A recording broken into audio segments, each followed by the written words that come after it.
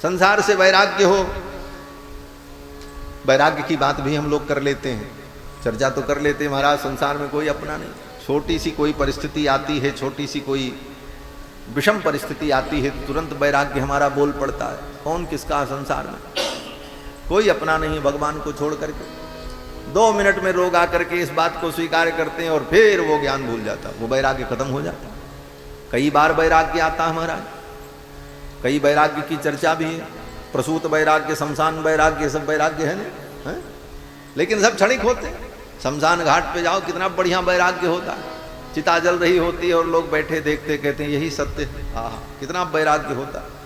संसार झूठा है, सबकी गति यही होगी, चाहे राष्ट्रपति हो, चाहे प्रधानमंत्री हो, चाहे महामहोपाध्याय हो, चाहे महामूर्खाधिराज हो, सबको जाकर के वहीं जलना है, उसी घाट पर पहुंचना है। ये सारी चर्चाएं वहां घाट पर होती हैं, लेकिन घाट से लौटते ही सब वैराग्य खत्म। तो इसको कहते हैं शमशान वैराग्य। शमशान पे वैराग्य हो, वहां से आते ही वो सब वैराग्य, आने की तो बात ही छोड़ो महाराज। जब चिता जल गई और चलते ही इधर घूमे, तो कुछ लोग उधर जा रहे हैं, कुछ इधर जा रहे हैं, तो व्यक्ति अपने बगल वाले से कहता, क्या बतावें, आज बहुत जरूरी काम था, अमुक जगह जाना था, लेकिन अब क्या करें, पड़ोस के थे, आना पड़ा, मजबूरी थी, ना आते तो लोग क्या कहते। फिर वही संसार, क्षण भर में वो वैराग्य खत्म हो जाता। उसी तरह प्रसूत वैराग्य होता। प्रसूत वैराग्य स्त्री पुत्र को जन्म देती, उस जन्म काल की पीड़ा का अनुभव करते हुए उत्कट वैराग्य उत्पन्न होता है कि संसार के इन भोगादिकों से ये दुख प्राप्त हुआ, अगर हम भोग न करते तो ये दुख न होता। लेकिन वो प्रसव पीड़ा की निवृत्ति के बाद फिर वो सब दुख भूल जाता है, फिर संसार की उसी विषयों में आसक्ति प्रवृत्ति हो जाती। यही संसार है हमारा। वैराग्य तो होता है, लेकिन वो वैराग्य टिकता नहीं, अस्थायी नहीं। तो ज्ञान वैराग्य तो है, लेकिन वो अचेत है। अचेत है इसका मतलब वो कुछ कर नहीं पा रहा। भक्ति तो है, लेकिन भक्ति इसीलिए दुखी है कि ज्ञान वैराग्य उसके पुत्र जो हैं वो अचेत है। हमारे आपके जीवन में भक्ति है, लेकिन ज्ञान वैराग्य नहीं, इसीलिए हम आप दुखी होते, रोते हैं। छोटी छोटी परिस्थितियां हमको विचलित कर देती हैं, विपरीत परिस्थितियों में हम धैर्य को छोड़ देते हैं, जबकि भगवान की भक्ति करते रहते हैं। कारण यही है कि ज्ञान वैराग्य दृढ़ नहीं है। तो ज्ञान वैराग्य दृढ़ हो जाए तो भक्ति को भी आनंद की अनुभूति हो, और भक्ति के पुत्र का नाम ज्ञान वैराग्य है। ज्ञान वैराग्य स्वस्थ हो जाए तो भक्ति महारानी भी प्रसन्न हो। भक्ति महारानी कहती यही मेरे दुख का कारण है, मेरे पुत्र ज्ञान वैराग्य को आप दृढ़ कर दो। नारद जी ने कहा अच्छा। नारद जी ने कहा इसमें कौन बड़ी बात है, शास्त्र के अध्ययन से ज्ञान उत्पन्न होता है, वेद वेदांत पढ़ने से ज्ञान होता है, और जब ज्ञान दृढ़ हो जाएगा तो वैराग्य भी दृढ़ हो जाएगा। जब ज्ञान हो जाएगा कि भाई ये सत्य है, ये असत्य है, ये अपना है और ये अपना नहीं है, तो संसार अपना नहीं है, ज्ञान हो जाए तो अपने आप वैराग्य हो जाएगा संसार। तो एक ही उपाय है कि इनको शास्त्र का उपदेश किया जाए। अब नारद जी महाराज ज्ञान वैराग्य को सुनाना शुरू किए। वेद सुना दिया महाराज, वेदांत सुना दिया, ब्रह्म सूत्र भी सुना दिया, उपनिषद सुनाया और गीता सुनाई। सूत जी तो कहते हैं कि गीता पाठैर मुहुर्मुहु वेद वेदांत घोषैश्च गीता पाठैर मुहुर्मुहु। वेद वेदांत सुनाया और गीता पाठ तो कई बार सुनाया, एक बार नहीं, 18 अध्याय गीता नारद जी ने कई बार सुनाई ज्ञान वैराग्य को। शायद गीता पढ़ करके इनको ज्ञान हो जाए। लोग कहते हैं महाराज हम गीता पढ़ते हैं, गीता का ज्ञान ग्रहण कर रहे हैं। गीता का ज्ञान पढ़ करके सुन करके उतना नहीं हो सकता जब तक किसी सद्गुरु के चरणों में बैठ करके गीता का अनुभव न किया जाए। देखने में गीता बड़ी छोटी है, 700 श्लोक मात्र हैं, इतनी बड़ी गीता। आजकल तो गीता प्रेस वालों ने इतनी बड़ी गीता छाप दी है, उसको ताबीज बना पहन लो। लेकिन वो ताबीज बना करके पहन लो, पॉकेट में रखे रहो, इससे कल्याण नहीं होगा। ठीक है, अच्छी बात है, गीता भगवान की वाणी है, वो आपके शरीर के सन्निकट रहेगी तो कुछ न कुछ तो मंगल होगा ही, लेकिन वास्तविक रूप से उस गीता को समझ लें, इसमें कल्याण होगा। वो लॉकेट पहनने से थोड़ी कुछ कल्याण होगा। तो गीता को समझना, इसीलिए भगवान शंकराचार्य और महापुरुष कहते हैं कि गेयम गीता नाम सहस्त्रम, गीता का गान कर लो। गीता सुगीता कर्तव्या किमन्यैः शास्त्र विस्तरैः। गीता सुगीता कर्तव्या, गीता को सुगीता, सुंदर ढंग से इसको गा लो, सुंदर ढंग से समझ लो। और गीता को समझने की जब बात आती है तो विद्वान लोग कहते हैं कि दुनिया में सबसे ज्यादा पढ़ा गया कोई ग्रंथ है तो गीता है। गीता को जितना दुनिया के लोगों ने पढ़ा उतना किसी ग्रंथ को किसी ने नहीं पढ़ा, चाहे रामायण हो, चाहे भागवत हो, चाहे बाइबल हो, चाहे कुरान हो। गीता को सभी धर्मों के लोग कहीं न कहीं दार्शनिक दृष्टि से पढ़ते हैं, अनुभव करने का प्रयास करते हैं। तो दुनिया में सबसे ज्यादा पढ़ी गई किताब अगर कोई है तो गीता है, और सबसे कम समझी गई कोई किताब है तो गीता। आज तक गीता को कोई समझ ही नहीं पाया। बोले महाराज तो क्या आप समझते हो? बोले हम भी नहीं समझ पाए। सच्चाई यही, गीता के रहस्य को समझ पाना, इतना से आप अंदाजा लगा लो कि गीता को समझने के लिए, समझाने के लिए भगवान रामानुजाचार्य ने 7000 श्लोक परिमित व्याख्यान किया। फिर वो 7000 श्लोक परिमित व्याख्यान के अर्थ को स्पष्ट करने के लिए वेदांत देशिक स्वामी जी ने 36000 श्लोक परिमित व्याख्यान प्रस्तुत किया।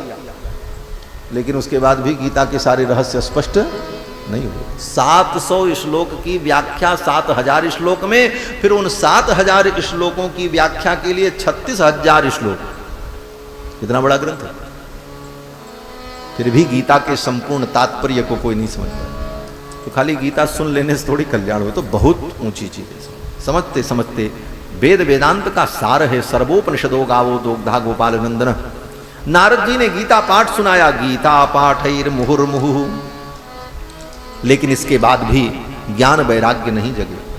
अंत में नारद जी महाराज ने मुखम संयोज्य कर्णान्ते शब्दमुच्चैः समुच्चरन्, ज्ञान वैराग्य के कान के पास अपना मुख ले जा करके नारद जी ने जोर से चिल्ला करके शब्दमुच्चैः समुच्चरन्, बड़े जोर से चिल्ला करके कहा, ज्ञान प्रबुद्धताम शीघ्रम रे वैराग्य प्रबुद्धताम। अरे ज्ञान उठ जाओ, अरे वैराग्य उठ जाओ। न ज्ञान उठा न वैराग्य उठा, दोनों पड़े के पड़े रहे। वेद वेदांत गीता पाठ और कान के पास मुख ले जा करके चिल्ला करके नारद जी ने कहा, फिर भी नहीं उठे। मुखम संयोज्य कर्णान्ते, इसका तात्पर्य क्या है? हमारे पूज्य स्वामी जी महाराज कहा करते थे कि कान के पास मुख ले जा करके बोलने का प्रयोजन जो बता रहे हैं, इसका मतलब क्या? बोले गुरुजी कान के पास मुख ले जा करके मंत्र दीक्षा देते हैं। तो ये सोचो कि कोई गुरुजी बहुत बड़े ज्ञानी हैं, वो मंत्र दीक्षा दे दिए, अब हमारी भक्ति और ज्ञान वैराग्य जग जाएगा। बोले इसकी भी गारंटी नहीं। नारद जैसे ज्ञानी ने कान के पास मुख लगा करके कहा, मुखम संयोज्य कर्णान्ते शब्दमुच्चैः समुच्चरन्। केवल मंत्र ले लेने से, केवल कान फुकवा लेने से कल्याण नहीं होगा, जब तक आप उसे समझोगे नहीं, अनुभव नहीं करोगे। और ये अनुभव तब होगा जब भगवान की कथा में हम आएंगे, इसको सुनेंगे, श्रवण करेंगे, बार बार इसका चिंतन करेंगे, बार बार इसका मंथन करेंगे। मुखम संयोज्य कर्णान्ते शब्दमुच्चैः समुच्चरन्, ज्ञान प्रबुद्धताम शीघ्रम रे वैराग्य प्रमुद्धताम। वेद वेदांत घोषैश्च गीता पाठैर मुहुर्मुहु बोध्यमानो तदा तेन। इतनी बार उद्बोधन करने पर भी, संबोधन करने पर भी ज्ञान वैराग्य नहीं उठे। तब नारद जी को चिंता हो गई, अब क्या करें? अब तो कोई उपाय नहीं बचा, सब हमने कर दिया। वेद वेदांत सुना दिया, गीता सुना दी, कान में जाके चिल्लाए, अब क्या बचा? उसी समय आकाशवाणी हुई। आकाशवाणी ने कहा, एतदर्थम तु सत्कर्म सुरर्षे तुम समाचर। हे देवर्षि नारद, इनके लिए तुम सत्कर्म करो। एतदर्थम तु सत्कर्म, इनके लिए सत्कर्म करो। और सत्कर्म करने पर इनका कल्याण हो जाएगा, आपका प्रयोजन सफल हो जाएगा, आपकी योजना सफल हो जाएगी। नारद जी महाराज ने सोचा कौन सा सत्कर्म करें। आकाशवाणी ने केवल इतना कहा, एतदर्थम सुसत्कर्म, इनके लिए सत्कर्म करो। नारद जी को तो और शंका पैदा हो गई, अभी तक जो कर्म कर रहे थे क्या वो सत्कर्म नहीं था? गीता पढ़ना सत्कर्म नहीं है? वेद वेदांत सुनना ये सत्कर्म नहीं है? अगर ये सत्कर्म नहीं है तो क्या कुकर्म है? अब तो अनेक शंकाएं पैदा हुई नारद जी के मन में, अब करें तो क्या करें? क्योंकि आकाशवाणी ने कहा एतदर्थम तु सत्कर्म, इनके लिए सत्कर्म करो। अब नारद जी के मन में कुतूहल पैदा हो गया कि अभी तक जो हमने किया क्या वो सत्कर्म नहीं था, और अगर वो सत्कर्म नहीं है तो फिर इसके अतिरिक्त कौन सा सत्कर्म विशेष है जो हम करें। नारद जी वहां से चल पड़े। नारद जी ने कहा देवी आप तो यहीं बैठो, हम चले। भक्ति महारानी ने कहा हमारा तो आपने कोई उपाय नहीं किया, आप हमें छोड़ करके जा रहे हो। नारद जी ने कहा आपके कल्याण का उपाय ढूंढने जा रहे हैं, और नारद जी चल पड़े। नारद जी ने कहा आप चल करके किसी से पूछेंगे। नारद जी चले और बड़े बड़े ऋषि मुनि महात्माओं के पास जा करके पूछने लगे बताओ सत्कर्म क्या है। आकाशवाणी में हमने सुना है सत्कर्म करो सत्कर्म करो, कौन सा सत्कर्म करें कि ज्ञान वैराग्य भक्ति तीनों ठीक हो जाएं, स्वस्थ हो जाएं। अब नारद जी जहां जहां जाएं, जिससे जिससे पूछें कोई उत्तर न दे पावे। असाध्यम केचन ब्रूयुः, किसी ने कहा असाध्यम, ये आपका प्रश्न जो है ये असाध्य है, इसका कोई उत्तर नहीं। असाध्यम केचन प्रोचुः, अन्यत्र गए तो किसी ने कहा दुर्गेयमिति चापरे, किसी ने कहा कि आपके प्रश्न का उत्तर है लेकिन मिलना बड़ा कठिन है, दुर्गेय है। नारद जी ने कहा अच्छा चलो आगे चलते हैं। आगे नारद जी पहुंचे, सोचे कुछ और महात्माओं से पूछें। तब तक उन महात्माओं को पता चल गया कि नारद जी ऐसा प्रश्न लेकर के आ रहे हैं कि इनके प्रश्न का कोई उत्तर नहीं दे पा रहा, अब ये हमारे पास आएंगे, हम क्या करें। तो सब चुपचाप बैठ गए महाराज। नारद जी आए, नारद जी ने कहा सत्कर्म की परिभाषा बताओ। तो सब ने अपने मुंह पर उंगली रखी और कहा क्या। बोले हम तो मौनी बाबा हैं, आजकल मौन रहते हैं। मूकी भूतास तथा चान्य, मूकी भूतास तथा चान्य, उन लोगों ने कहा हम तो मौन व्रत ले चुके हैं, हम तो बोलते ही नहीं हैं। और कोई बात नहीं, आपका मौन व्रत चल रहा है इसलिए आपसे नहीं पूछेंगे। आगे चले नारद जी। आगे चले तो आगे वालों ने देखा, अरे किसी ने तो ये कहा कि दुर्गेयम, किसी ने कहा असाध्यम, और कोई मौनी बन गए। अब हम क्या करें, हमारे लिए क्या रास्ता है। उन महात्माओं ने देखा अब रास्ता छोड़ के भाग जाना चाहिए। बाकी महात्माओं ने रास्ता छोड़ दिया नारद जी को आते देख करके। श्री सूत जी महाराज कहते हैं कि अंतस्तु पलायिताः, जो कुछ लोग थे वो पलायित हो गए, भाग गए। बोले नारद जी ऐसा प्रश्न लेकर के आ रहे हैं, इनके प्रश्न का कौन उत्तर दे सकता। अब तो नारद जी महाराज अपने प्रश्न का उत्तर ढूंढने के लिए व्याकुल होकर के घूमते घूमते उत्तराखंड पहुंच गए। उत्तराखंड पहुंचे तो उत्तराखंड में बद्रीनाथ धाम में सनकादिक मिल गए, और सनकादिकों से उन्होंने यही प्रश्न किया, सनक सनंदन सनातन सनत कुमार से, कि मेरी चिंता का यही कारण है कि ज्ञान वैराग्य भक्ति ये स्वस्थ कैसे हों। आकाशवाणी ने कहा सत्कर्म करो, तो मैं कौन सा सत्कर्म करूं। सनकादिक प्रसन्न हो गए। सनकादिकों ने कहा नारद जी ये तो बड़ा साधारण प्रश्न है। बोले साधारण है? बोले हाँ, मैं बताता हूं सत्कर्म क्या है। तो नारद जी ने कहा क्या सत्कर्म है। तो सत्कर्म सूचको नूनम ज्ञान यज्ञ स्मृतो बुधैहि। सनकादिकों ने कहा ज्ञान यज्ञ ही सबसे बड़ा सत्कर्म है। एक लाइन में उत्तर दे दिया, न कोई भूमिका न कोई पूर्व पीठिका, कुछ नहीं। नारद जी ने सीधे सीधे कह दिया। वो सनकादिकों ने कहा सत्कर्म सूचको नूनम ज्ञान यज्ञ स्मृतो बुधैहि। नूनम निश्चयेन, निश्चित रूप से ज्ञान यज्ञ ही सबसे बड़ा सत्कर्म है। नारद जी ने कहा ये ज्ञान यज्ञ कैसे होता है, अब इसकी व्याख्या बताओ। ज्ञान यज्ञ कैसे हो, कहां हो, कैसे किया जाए, इसका उपाय क्या। तब सनकादिकों ने कहा श्रीमद्भागवतालापस्सतु गीतशुकादिभिः। श्रीमद्भागवत महापुराण की कथा जो श्री सुखदेव जी ने सुनाई राजा परीक्षित को, शुकादिभिः, सुखदेवादि महामुनियों के द्वारा जिस श्रीमद्भागवत महापुराण का गायन किया गया, यह श्रीमद्भागवत की कथा ही ज्ञान यज्ञ है। इसी का नाम ज्ञान यज्ञ। और यही ज्ञान यज्ञ वो सत्कर्म है जिस सत्कर्म से ज्ञान वैराग्य भक्ति तीनों ठीक हो जाए। और यही काम हमको आपको 7 दिन करना। ज्ञान वैराग्य भक्ति को स्वस्थ करने के लिए भगवान की ये कथा है। श्रीमद्भागवतालापः सतु गीतशुकादिभिः भक्ति ज्ञान विरागाणाम तद्घोषेण बलम महत्। सनकादिक कहते हैं कि हे नारद, ये श्रीमद् भागवत की कथा ज्ञान वैराग्य भक्ति तीनों को स्वस्थ कर देगी। यही सबसे बड़ा सत्कर्म है, यही ज्ञान यज्ञ है। नारद जी ने कहा श्रीमद् भागवत को तो हम भी जानते थे, लेकिन इसकी इतनी महिमा है ये हम नहीं जानते थे। नारद जी ने कहा कि वेद वेदांत तो हमने सुना दिया, तो वेद वेदांत सुनाने पर, गीता सुनाने पर भी जब ज्ञान वैराग्य भक्ति स्वस्थ नहीं हुए तो भागवत सुनकर के वो स्वस्थ कैसे होंगे? ये शंका पैदा हुई नारद जी को। और ये शंका इसलिए हुई कि भागवत क्या है? तो कहते हैं भागवत तो वेद रूपी वृक्ष का फल है, निगम कल्पतरोर गलितम फलम। ये श्रीमद् भागवत क्या है? बोले वेद रूपी वृक्ष का फल। नारद जी ने कहा हमने तो पूरा वेद सुना दिया, उपनिषद सुना दिया, वेद वेदांत घोष इससे, तो उसी वेद का फल ये भागवत है। तो फिर इस भागवत को सुनने से ज्ञान वैराग्य भक्ति कैसे स्वस्थ हो जाएंगे?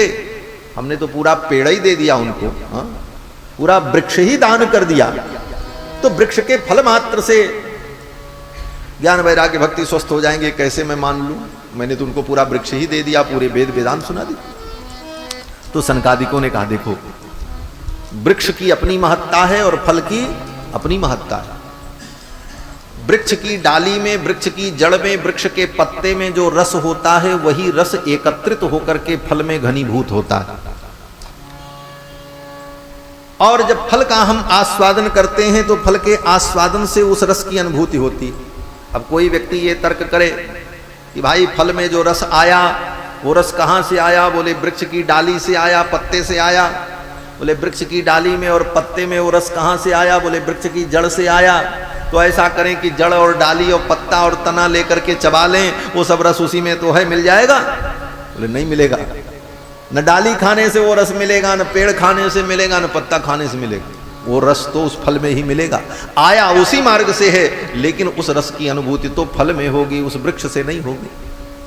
सनकादिकों ने कहा कि वेद तो वृक्ष है, लेकिन ये भागवत उसका फल है, इसलिए इसमें जो रस है, इसमें जो स्वाद है वो वृक्ष में नहीं। लेकिन अब ये बात कह करके कोई वृक्ष की उपेक्षा कर दे तो यह भी गलत है, अज्ञान है। अगर वृक्ष नहीं रहेगा तो फल भी नहीं होगा। आजकल के भागवत के वक्ता यही कहते हैं महाराज, निगम कल्पतरोर गलितम फलम। भागवत तो वेद रूपी वृक्ष का पका हुआ फल है, इसी रस से सब कुछ हो जाएगा। वेद की क्या जरूरत है, उस पेड़ की क्या जरूरत, सारा रस तो इसी में। लेकिन सोचना, आम के पेड़ में आम का फल कब लगता है? बोले साल में केवल एक बार लगता है, वर्ष में एक बार। और उस फल की अनुभूति आपको कब होगी? बोले केवल 1 महीने तक। हाँ, अब आम का सीजन चला गया, अब नहीं आम मिलेगा, अब अगले साल मिलेगा। तो 1 साल में एक बार 1-1.5 महीने आम खाने का आपको आनंद मिला, लेकिन कब मिला? बोले 11 महीने तक उस पेड़ को आप बचा करके रखे थे, उसमें पानी सींचते रहे, तब मिला। अगर ये सोचते कि फल खत्म हो गया, आप पेड़ की क्या जरूरत है, पेड़ काट करके फेंक दें, बोले तो अगले साल क्या, फिर जिंदगी में तुमको कभी फल नहीं मिलेगा। उसी प्रकार वेद रूपी वृक्ष की रक्षा होगी। वेद रहेगा, स्मृतियां रहेंगी, श्रुति स्मृति रहेगी, वेद शास्त्र रहेगा, तभी भागवत रूपी रामायण रूपी फल की प्राप्ति हमको आपको होगी। अगर वृक्ष नहीं रहेगा तो फल की भी प्राप्ति नहीं होगी। इसलिए वृक्ष की भी महत्ता। बोले महाराज 11 महीने तो पेड़ में कुछ नहीं फायदा होता, फल तो 1 ही महीने मिलेगा। 11 महीने उस पेड़ से हमको क्या लाभ है? बोले 11 महीने तक उस पेड़ से अगर आपको फल नहीं मिलेगा तो कम से कम शीतल छाया तो प्राप्त होती रहेगी। इसलिए वेद की छाया, वेद रूपी वृक्ष का संरक्षण होता रहेगा, तभी भागवत रूपी फल की प्राप्ति होगी और रामायण रूपी फल की प्राप्ति होगी। और वेद की उपेक्षा करके, वेद के सिद्धांत की उपेक्षा करके केवल भागवत को लेकर के ढोते रहेंगे तो ये भागवत भी तुम्हारा कल्याण नहीं कर पाएगा। निगम कल्पतरोर गलितम फलम शुक मुखाद अमृत द्रव संयुत।